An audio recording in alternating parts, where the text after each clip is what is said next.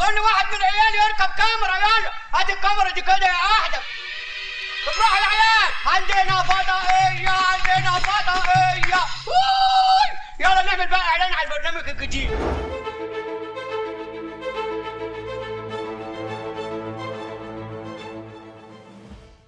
صباح الخير أو مساء، أهلا بيكم في سيزون 2 من برنامج راديو رو. نفس الفكرة نفس البرنامج، بس عملنا أبجريد. بقى عندنا كاميرا 1، كاميرا 2، وبقيت بعرف أعمل الحركة دي، 1 هنا 2 هنا. بقى عندنا مخرج وعندنا إنتاج، فكنا الكيس من الآخر. بس نفس الفكرة، حيث كل ما تمر به يمر من هنا. بما إننا الشعب الوحيد اللي بياخد النكد أو المواقف الوحشة في حياته لكوميديا، فإحنا هنحكي في مواقفنا الحياتية، ممكن بصورة كوميدية ممكن بجد. هنتناقش في كل حاجة بتحصل حوالينا عشان نوصل لفكرة البرنامج، إنه حيث كل ما تمر به، يعني كل حاجة حصلت في حياتك وإنت ماشي بالصدفة هتلاقي حلقة عنها نتكلم فيها. أنا محمود وائل وده راديو رو، دمتم سالمين.